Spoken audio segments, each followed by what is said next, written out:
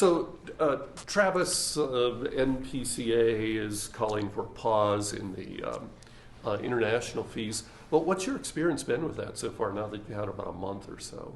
Yeah, it's actually been just fine. It's pretty slow because it is winter, but we've definitely had some international guests, including this morning. And so it really hasn't been too big a deal. There's obviously the learning curve and getting people to know, but I think a lot of them that come here don't know what the fees will be, or they've already done their homework. And so I think as it moves into summer, I think if there's going to be issues, that may be it, but I think there's enough time to let people know what's happening. And so far, other than the confusion when it first came out, trying to figure out how that's going to happen. But once that direction came out for us as operators, and I think for the park, especially here in Yellowstone, it took a little bit to get all that worked out. But I think once they had it, from our experience, it's been pretty easy. And yeah, I just wanted to make sure I had that going. And also, as a business, how does it affect you as a business in dealing with that? You know, the tricky part is just asking if they're resident. So we have to find out, you know, if you're resident or not.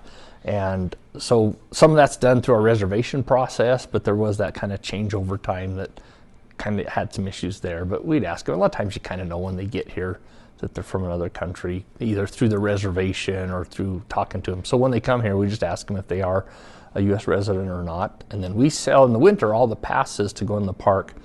If they're doing just a daily or a weekly rate, we sell them here at the desk. That's a little different than summer. But if they'd like to get an annual pass or that international pass, then we'd stop at the visitor center on the way into the park, and then they pick that up there. So we don't sell those. But then they also can purchase them online. And so we don't really handle that other than just making sure that they know what they need. And then our guides kind of manage that with the group. Since everything is guided in the winter, we're able to manage it a little bit easier. You have a pretty big cash outlay then, having to get those passes and have them here available, right? Yeah, the international one we don't carry. They have to purchase those there, but the other ones we do. And so the Park Service, we just call and order a bunch at a time, and so we'll pay for those, and then we just collect on them. So it becomes our inventory to manage, and it's worked pretty good. We don't have to buy a whole season. We can buy a week at a time or a couple weeks at a time. That's really up to us, and so we just call and they just bring them on over to us. So. NPCA seems most concerned about the coming summer season. Based on what you've seen so far, do you have concerns?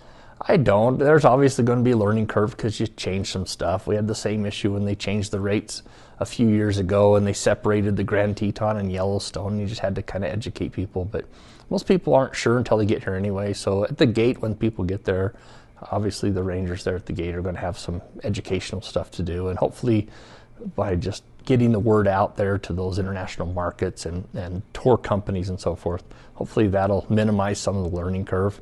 There's always going to be a learning curve when there's changes. That's just normal, and I don't think it's going to be a huge deal.